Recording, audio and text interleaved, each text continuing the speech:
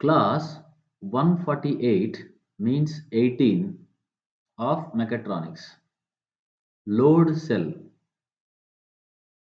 It is it is used to measure load or force. Okay. So force means it can measure tension, compression, pressure, torque. Three types are there: hydraulic, pneumatic, and strain gauge. Okay, so they are elastic devices and indirect methods for measurement. That means secondary transducer. You can see the effect here. First, there will be a change in shape. That deformation is used to convert some other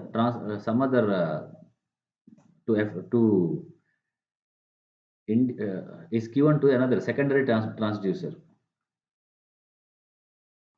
So you can see here strain gauge load cell. See here, force is there. It creates deformation, change in shape. Okay, a cylinder is there.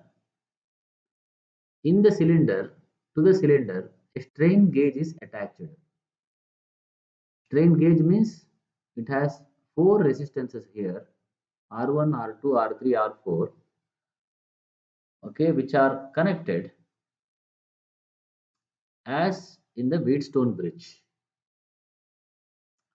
When load is applied, say compressive load, R2 and R3. Okay, see, R2 and R1 and R4 are mounted vertically, and R2 and R3 are mounted circumferentially.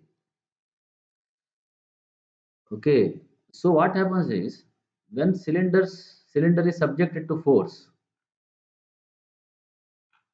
R1 and R4, if they get tensile stress, R2 and R3 will get compressive and vice versa. See, this is mounted vertically. R1 and R2 are mounted vertically, and these are mounted circumferentially.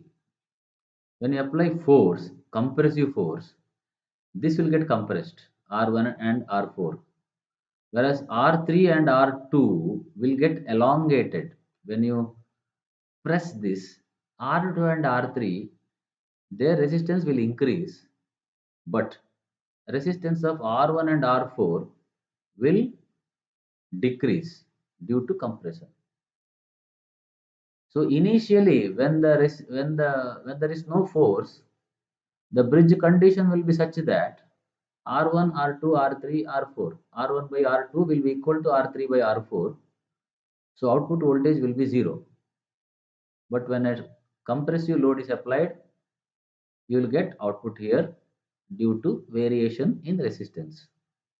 You will get positive voltage. Say, if you apply tensile force to the cylinder, you will get here negative voltage, opposite polarity.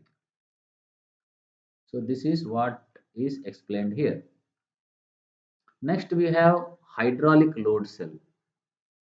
Here the liquid is used.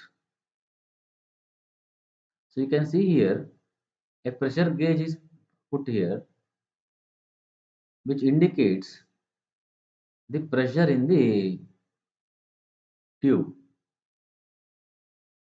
There is a piston here, and when force is applied on the piston, okay, there is a diaphragm here.